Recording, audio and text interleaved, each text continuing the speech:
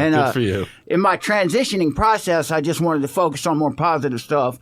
So me and Jeremy built a studio in his backyard, and he had a car accident back in our wilder days. He's paralyzed from his neck down. Oh, goodness. Oh, my. So he can't move around a lot, but he can't play bass, but he still helps me with the musical elements and stuff.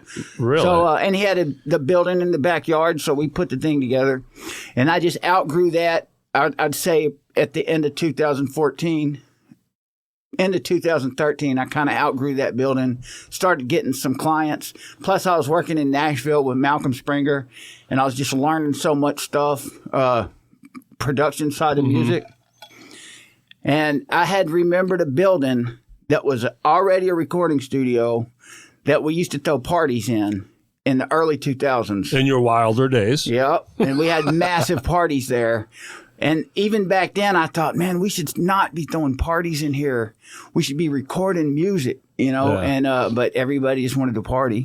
We need to get our shit together, everyone. That's right.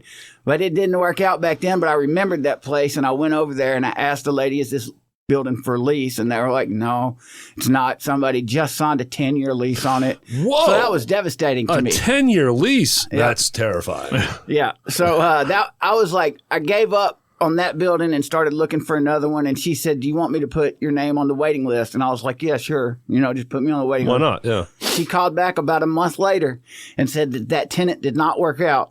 Was I still interested in the place?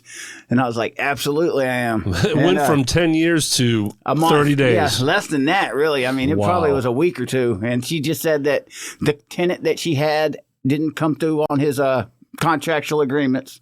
So I looked up and I moved in, and I signed a 5-year lease my first time, which was scary. That's scary too. Very scary. Yeah. I had a freight business with my dad, though, so I had some help, with the freight. I was mostly running freight. I was doing a lot of delivery, expedited freight type stuff. So you had some money coming in before having to rely completely on the studio. Yep, that helps. Sure. And actually, I wasn't making a lot of money in the studio at all. It was kind of like a hobby, really. But I was making a little bit of money. We feel you. I kind of know that. Yeah. No.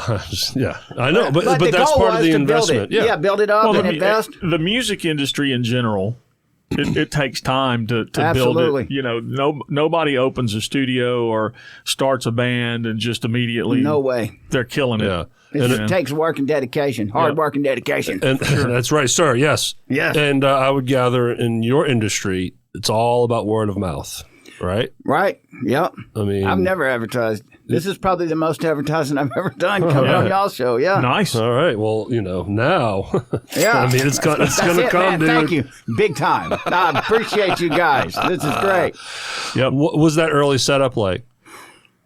Because now you have to invest in all this gear, or did you have? I mean, you had all this gear in Coldwater already. Very small right? amount of gear. I had an Apple computer, 1 or 2 interfaces. I had Focusrite Sapphire Pro 40s, which were like you're already over my head, sir. 8-channel input audio interfaces. Well, and so let me derail or take a detour a little bit.